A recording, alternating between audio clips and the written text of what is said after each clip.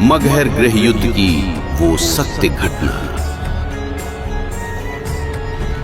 क्या नियति का हर पन्ना सिर्फ खून और तबाही की स्याही से ही लिखा जाता है?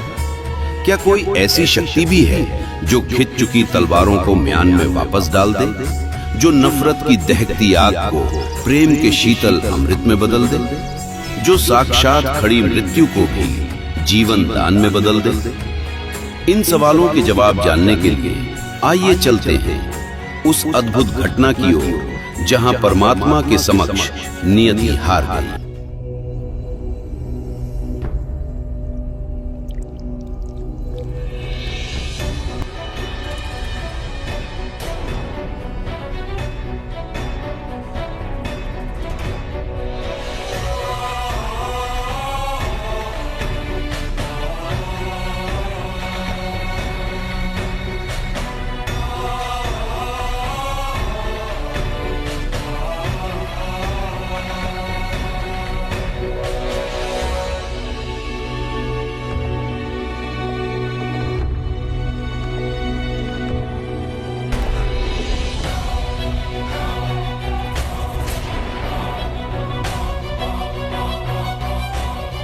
क्या बात है ज्योतिष जी, आप अचानक इतने चिंतित क्यों हो गए?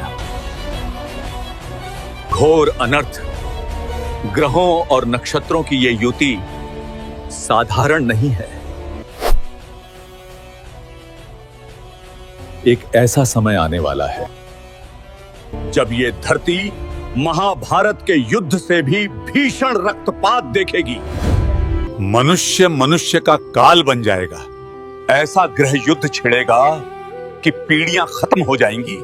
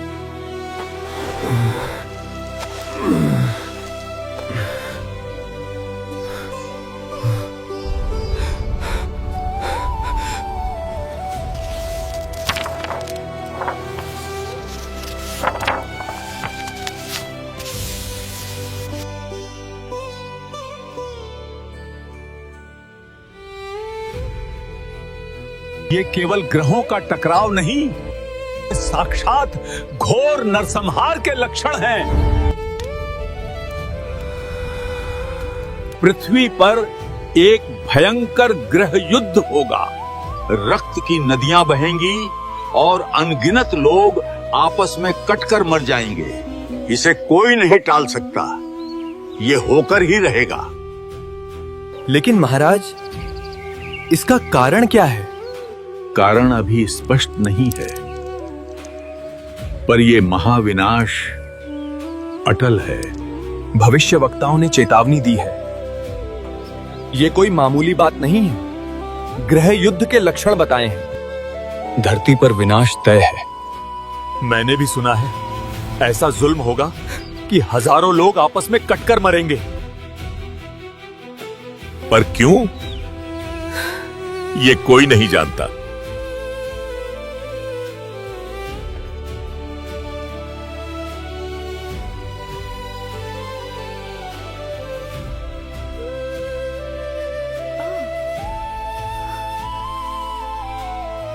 मेरे पति भी गए थे ज्योतिष शास्त्री जी के पास। उन्होंने साफ कहा है, कत्लेआम होगा, कत्लेआम। होनी को कौन टाल सकता है बहन? जिन भविष्यवक्ताओं की बातें कभी झूठी नहीं हुई, वे सब एक ही बात कह रहे हैं, घोर विनाश। हाय राम, शुभ शुभ बोलो बहन, भगवान न करे ऐसा हो। माँ, ये कत्लेआम क्या होता है? चुप बेटा, ऐसे शब्द मत बोल। भगवान सबकी रक्षा करे।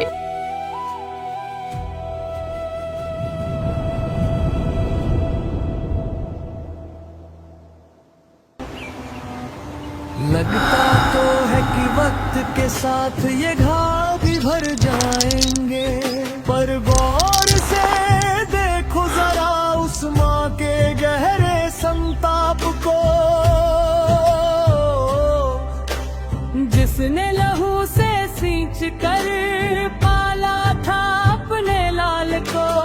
एक पल के भीषण क्रोध ने उसके प्राणों को ही हर लिया।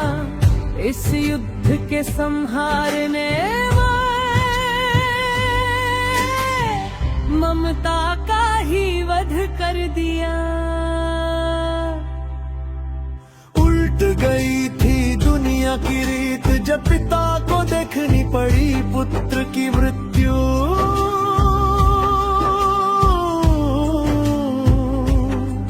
क्या बीती होगी उस पिता पर जब कंधों पर बेटे की अर्थी उठाई होगी। जब बच्चे आंचल पकड़ कर पूछते हैं, माँ पिताजी कब आएंगे, तब कलेजा मुझको आता है, यादें कांटों की तरह दिल में चुभती है। विजय तुम्हारी हार है ये बात कौन बताएगा। अब मौन ही उत्तर यहाँ समय ही समझाएगा। युद्ध में बेरहम मौत, न कोई सुनने वाला, न कोई सहायता करने वाला।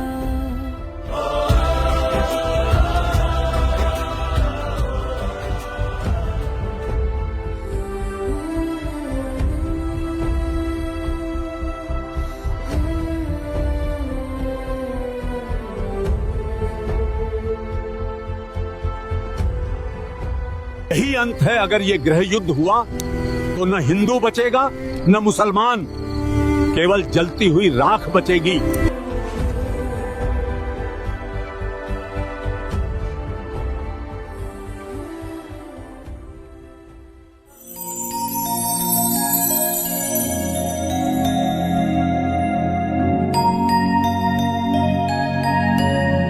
काशी के पंडितों, आप ये तो कहते हो कि जो काशी में मरता है वो स्वर्ग जाता है, और जो मगहर में प्राण त्यागता है वो नरक की आग में जलता है या गधा बनता है।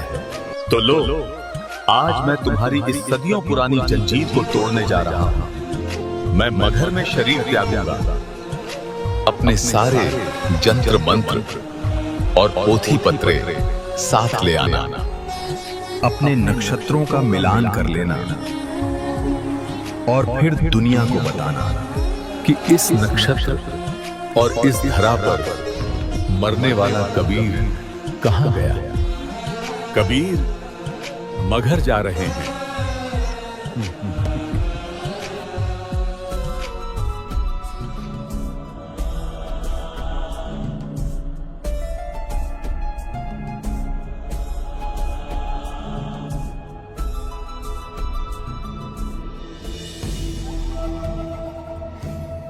चलो, आखिर उत्सव के दिन आ ही गए। वो जुलाहा कबीर आखिरकार अब मर ही रहा है। जीते जी तो उसने हमारा जीना हराम कर रखा था। हर सभा में, हर चौराहे पर ऐसे सवाल दागता था कि हमारी पोथियां, हमारे शास्त्र सब हमारे ही गले का फंदा बन जाते थे। पर जाते जाते भी देखो कैसी चाल चली है। काशी छोड़कर मगहर जा रहा है। अगर लोगों को यह समझ आ गया कि मुक्ति जगह से नहीं भक्ति से मिलती है, तो हमारा ये पुश्तैनी धंधा चौपट हो जाएगा। दान, दक्षिणा, कर्मकांड सब राख हो जाएगा। यही तो डर है। हमारा धर्म तो सिर्फ हमारी रोजी रोटी का धंधा है। ये धंधा चलता ही लोगों के डर, अंधविश्वास और अज्ञान पर है। हम उन्हें पितृदोष और कुंडली दोष के नाम पर डराते थे और वो चुपचाप दक्षिणा चढ़ाते थे। हाँ, और कबीर उसी डर को जड़ से उखाड़ रहा है। लोगों से कहता था, शास्त्रों में ऐसा कहीं नहीं लिखा है, ये ब्राह्मण गुमराह कर रहे हैं, सारी शास्त्र विरुद्ध भक्ति साधना बता रहे हैं। जो काशी तन तजय कबीरा तो राम ही कहानी हो रहा। ये एक पंक्ति हमारे पूरे साम्राज्य पर भारी पड़ रही, क्योंकि वो तलवार से नहीं ज्ञान से मारता है। खैर, उसके मरते ही शांति तो मिलेगी। न कोई विरोध करेगा, न सवाल और न अपमान।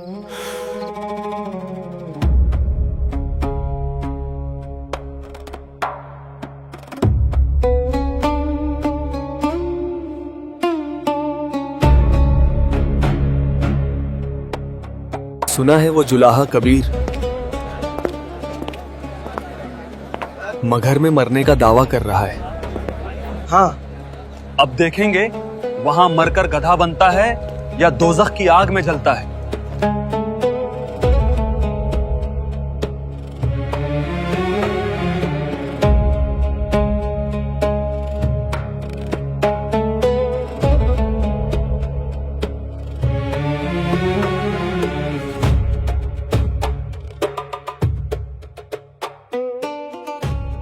जश्न मनाओ मियां, आखिरकार उस काफिर जुलाहे का किस्सा खत्म होने को है।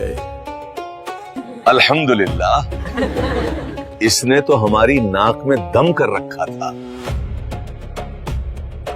बेशक न शरीयत की परवाह थी न सुन्नत का ख्याल। अल्लाह उसे दोज़ख की सबसे निचली सीढ़ी पर जगह दे। कसम खुदा कि उस कबीर ने हमारी इज्जत की ईंट से ईंट बजा दी थी। सरेआम महफिलों में हमारे मजहब का मजाक उड़ाता था, तो लोग हमें अल्लाह का नुमाइंदा मानते थे और वो हमारी ही बेइज्जती करता था। कहता था हमारा इल्म अधूरा है, हम गुनहगार हैं। मानना पड़ेगा, उसे पाक किताबों का हकीकी इल्म तो था, लेकिन अवाम तो हमारे काबू में है। वे वही मानेंगे जो हम कहेंगे। वो कहता है जानवरों की बलि देना गुनाह है, बिस्मिल बंद करने की बात करता है। उसकी रूहानी ताकत हमारी सबसे बड़ी दुश्मन रही है। हमने उसे मारने की हर मुमकिन कोशिश की, पर हर बार वो मौत को मात देकर लौट आया। मौत तो जैसे उसकी गुलाम बन गई है। अब डर की कोई बात नहीं काजी साहब, अब बाजी पलटने वाली है। वो जुलाहा खुद अपनी तबाही का रास्ता चुन चुका है। खबर पक्की है कि वो काशी छोड़कर मगहर जा रहा है दम तोड़ने। बेशक अब मगहर उसकी कब्र बनेगा और उसके मरते ही उसकी पाक कुरान की दलीलें और उसका ये हकीकी इल्म भी दफन हो जाएगा। एक बार उसका दम निकल जाए, फिर इस पूरी कायनात में हमारे खिलाफ बोलने वाली कोई जुबान नहीं बचेगी। काशी छोड़कर मगहर क्या मती मारी गई है जुलाहे की। ये तो स्वयं ही नरक को आमंत्रण देना है। ये कबीर तो सदैव विधि के विधान के विपरीत चला है, तो लोग प्राण बचाने मगहर से काशी भागते हैं और ये काशी त्याग कर मगहर जा रहा है। हाय राम, सुना है मगहर की मिट्टी श्रापित है, वहाँ जो मरता है वो गधा बनता है। अरे काशी मुक्ति क्षेत्र है और मगहर नरक। हमने उनकी अनेकों लीलाएं देखी हैं। अगर कबीर जी जैसे महापुरुष ने वहाँ प्राण त्यागने का निर्णय लिया है तो निश्चित ही इसके पीछे कोई रहस्य होगा। रहस्य जो भी हो बहन, पर अब स्वर्ग नरक से बड़ा प्रश्न ये है कि उनके जाने के बाद उनका अंतिम संस्कार कैसे होगा, हिंदू रीति से या मुसलमान रीति से। मैं भी वही सोच रही हूँ। गुरुदेव कहते हैं कि मुक्ति जगह से नहीं, सच्ची भक्ति से मिलती है। वे तो स्वयं परमात्मा हैं। उन्हें स्वर्ग नरक का क्या भय। पर मुझे डर इस बात का है कि मगहर का राजा बिजली खान पठान है, वो उनके शरीर पे कब्जा न ले। अरे ऐसे कैसे कब्जा कर लेगा? हमारे साथ राजा वीर सिंह जी हैं। अगर मुसलमानों से युद्ध भी करना पड़ा तो करेंगे, पर गुरुदेव की देह को हिंदू रीति से ही मुखाग्नि देंगे। बेशक, उन म्लेच्छों से ज्यादा अधिकार हमारा है। अब क्या ये मुसलमान हमारे संतों पर भी हक जताएंगे? मगहर उनका गढ़ हो सकता है, लेकिन कबीर साहेब हमारे हैं, और जो बाधा बनेगा उसे काट दिया जाएगा।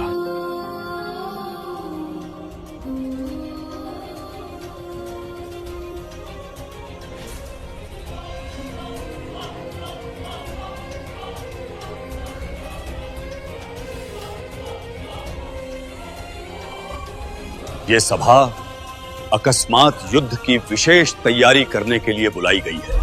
आप सभी को ज्ञात होगा कि मेरे पूजनीय गुरुदेव कबीर साहिब जी ने मगहर में प्राण त्यागने का निर्णय लिया है। मगहर का बादशाह बिजली खान पठान मुसलमान है। वो गुरुजी के पार्थिव शरीर पर कब्जा करने की हर संभव कोशिश करेगा, लेकिन हम उन मुसलमानों के हाथ साहेब कबीर जी का शरीर नहीं लगने देंगे। और वो बिजली खान पठान कौन होता है? परमात्मा कबीर साहेब जी के शरीर पर दावेदारी करने वाला। कान खोलकर सुन लो, कबीर साहेब जी के शरीर को प्राप्त के लिए अगर हमें खून की नदियां भी बहानी पड़े तो पीछे मत हटना। कबीर साहेब हमारे हैं, काशी के हैं, हिंदुओं के हैं। सेना तैयार करो। अगर नवाब शांति से न माना तो पूरे मगहर को शमशान बना देंगे। कूच की तैयारी करो।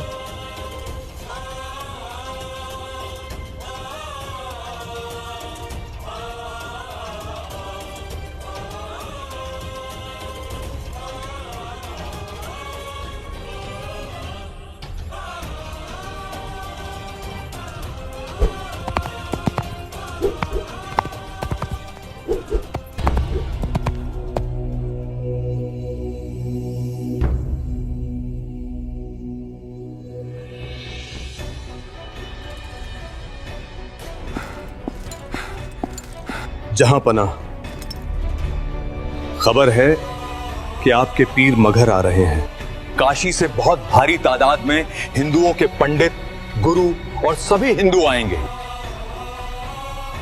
वे इरादा रखते हैं कि पीर कबीर साहिब के इंतकाल के बाद उनके पाक जिस्म को जबरन छीन लें। ये कैसी जुर्रत है? एक हिंदू राजा हमारी सरजमीन पर कदम रखकर हमारे पीर के जिस्म पर दावा करेगा? जब खुद पीर कबीर साहिब जी ने अपनी आखिरी सांस के लिए मगहर को चुना है तो उन पर पहला हक हमारा है। मुरीद अपने पीर के लिए जान दे भी सकता है और ले भी सकता है। फौज तैयार करो। कबीर साहिब हमारे थे, हमारे हैं और हमारे ही रहेंगे।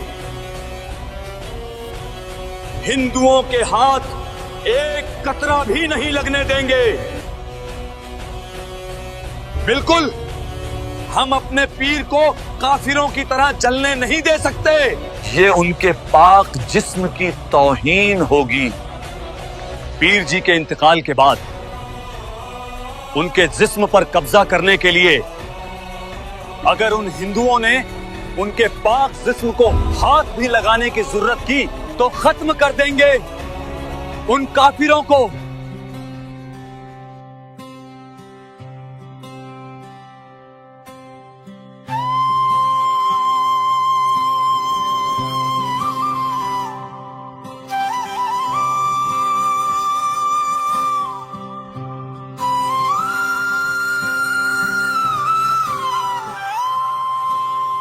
चीखती उस युद्ध रात्रि में जाने क्या क्या आस थी वो, जो रक्त संग थी बह गई।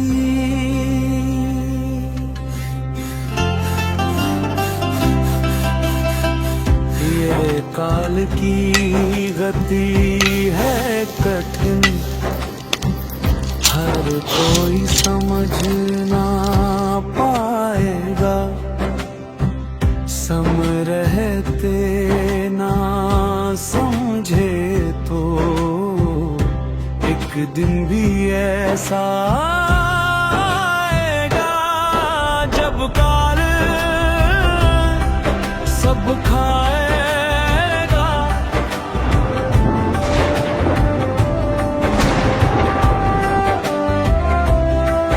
तुमको कदाचित लग रहा युद्ध है सो हो जाएगा, ये युद्ध का जो आगाज है ये काल की गर्जन है, जो गुप्त हो कर रहा सर्व विनाश का हर प्रहार, आपस में लड़वा कर सदा आहार है तुम्हार कर, वो करता नित संहार है।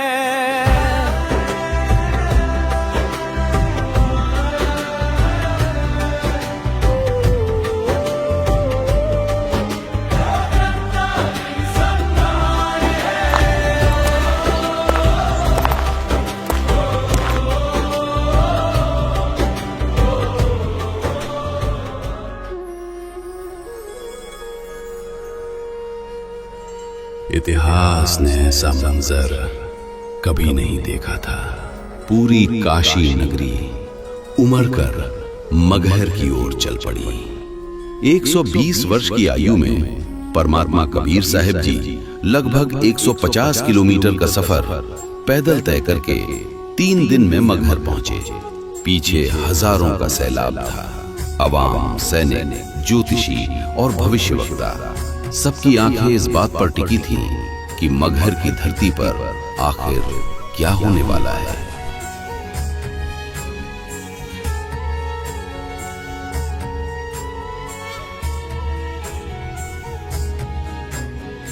हमारे पीर कबीर साहिब तशरीफ ला रहे हैं। उनके साथ पूरी काशी का हुजूम भी मगहर की तरफ बढ़ रहा है। सुन लो, पीर कबीर साहिब और काशी की तमाम आवाम की खातिरदारी में कोई कमी न रहे। उनके साथ आने वाले हर एक शख्स की मेहमान नवाजी का बंदोबस्त करो। आखिर मेरे मुर्शिद कबीर साहिब आ रहे हैं।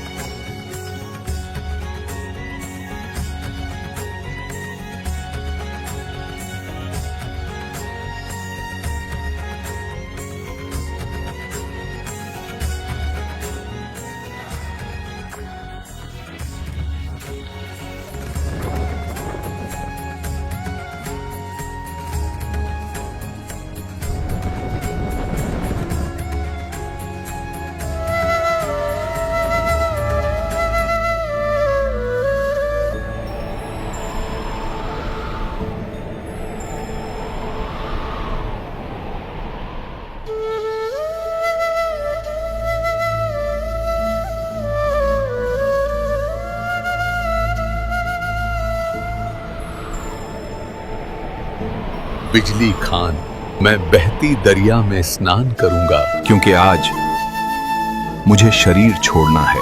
भगवान, यहाँ पर एक आमी नदी बहा करती थी।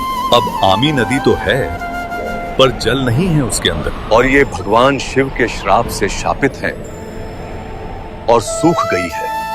भाई चलो, दिखाओ मुझे कहां है वो नदी।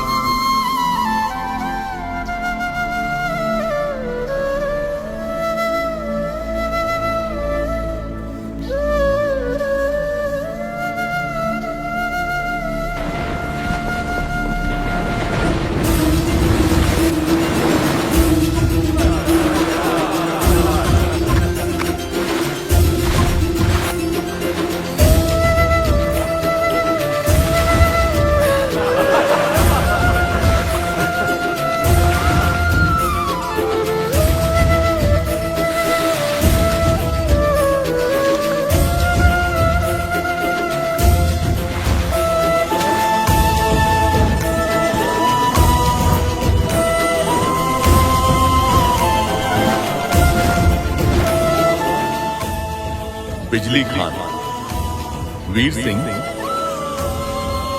तुम दोनों ने ये शस्त्र किस लिए ले रखे हैं? और तुम दोनों की सेनाओं ने भी शस्त्र ले रखे हैं। इतनी सेना किस लिए लेकर आया है? मुझे क्या खतरा था? आप हमारे गुरु हैं। हम आपका अंतिम संस्कार हिंदू रीति से करेंगे। इन मुसलमानों के हाथ नहीं लगने देंगे। आप हमारे पीर हो, हम आपको अदब से दफनाएंगे। इन काफिरों के हाथ नहीं लगने देंगे।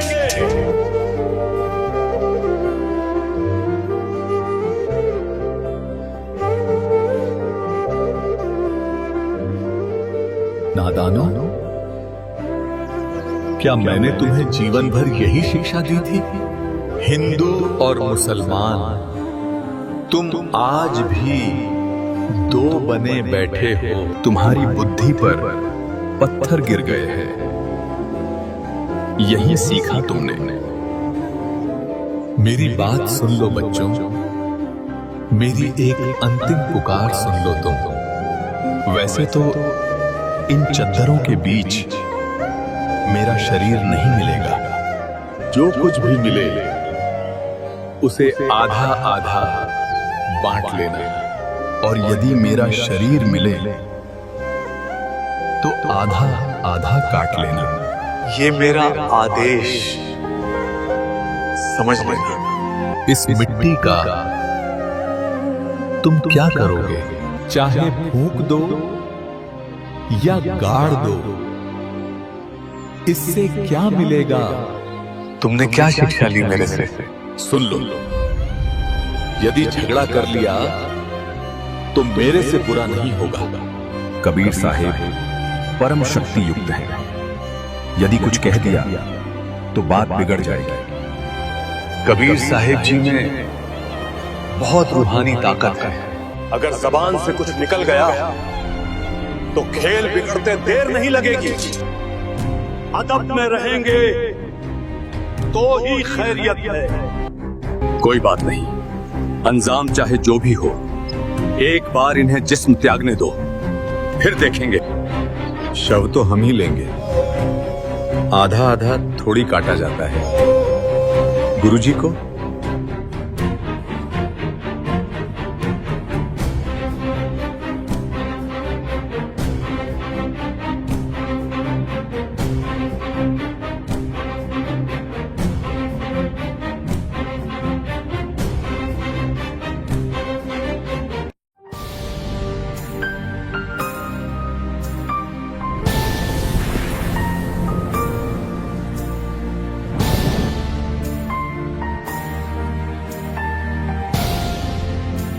ऐ पंडितों,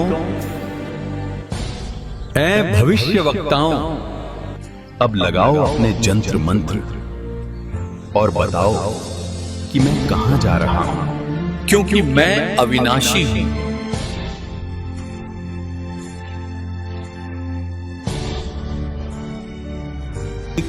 उठा दो पर्दा, इसमें नहीं मिलेगा मुर्दा। ये तो स्वर्ग से भी ऊपर कहीं जा रहा है। हमने अनमोल रत्न खो दिया बिजली खान। हम कितने नीच हैं कि उनके अंतिम समय में भी हमने उन्हें दुख दिया। वो साक्षात परवरदिगार थे जो हमें मोहब्बत सिखाते रहे।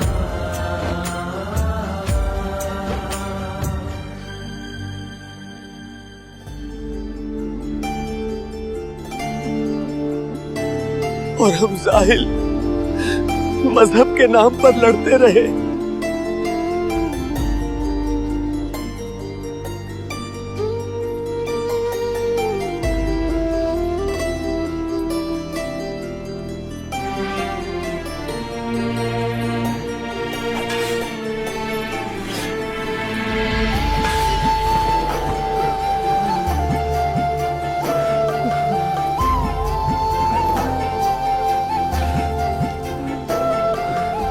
दाता लौट आओ, देखो आपके बच्चे एक हो गए। अब हम कभी नहीं लड़ेंगे, हमें माफ कर दो मालिक।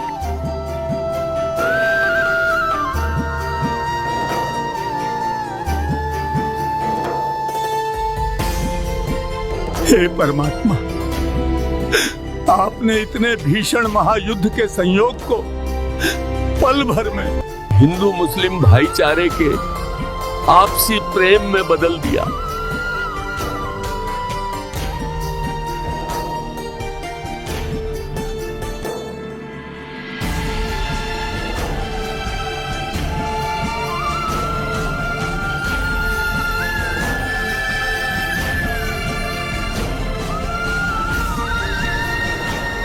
इसके बाद एक चद्दर हिंदुओं ने ले ली, एक चद्दर मुसलमानों ने। दोनों ने आधे आधे सुगंधित फूल भी आपस में बांट लिए। मुसलमानों ने उन फूलों और एक चद्दर को नीचे जमीन में गाड़कर वहां एक कब्र बना दी, और हिंदुओं ने भी एक यादगार बना दी, अर्थात मगहर में ही कबीर प्रभु की याद में 2 अलग-अलग स्थानों का निर्माण किया। और फिर उन्हीं में से कुछ फूल लाकर वीर देव सिंह ने काशी में चौरा का भी कबीर प्रभु जी के स्थान का निर्माण किया। उसे कबीर चौरा नाम से जाना जाता है। वहां पर कबीर पंथ का बहुत बड़ा आश्रम बना हुआ है। कबीर प्रभु जी ही सच्चे और पूर्ण परमात्मा हैं, जिन्होंने हम सबको रंग भेद, जाति धर्म भेद आदि के आधार पर न बांटकर एकजुट रहना सिखाया है। ये उस परम सत्ता की ही असीम दया थी कि जहां रक्त की नदियां बहनी थी, वहां आज पश्चाताप के आंसुओं का सैलाब उमड़ रहा था। हिंदू और मुसलमान जो कुछ ही क्षण पहले एक दूसरे का अंत करने को आतुर थे, वे आज एक दूसरे की बाहों में अनाथ बच्चों की तरह बिलख रहे थे। मजहब मनुष्य ने बनाए हैं, ये अलग हो सकते हैं, पर आत्मा का पिता एक ही है। उसे अल्लाह कहो, राम कहो या पूर्ण परमात्मा, वो सर्वोच्च सत्ता केवल एक है। मगहर की वो धरती आज भी इस महान एकता की गवाह है। सन 1518 की उस घटना के बाद आज तक मगहर में कभी मजहब के नाम पर एक भी बूंद खून नहीं बहा। जहां दुनिया नफरत की आग में झुलसती रही, वहीं मगहर आज आपसी प्रेम और एकता का जीता जागता प्रमाण बन चुका है। ये अनमोल ज्ञान जगत गुरु तत्वदर्शी संत रामपाल जी महाराज जी के सत्संगों का अंश मात्र है। आप संत रामपाल जी महाराज जी के मंगल प्रवचन संत रामपाल जी महाराज एप्लीकेशन पर भी सुन सकते हैं तथा उनके द्वारा लिखी पुस्तकें भी डाउनलोड कर सकते हैं।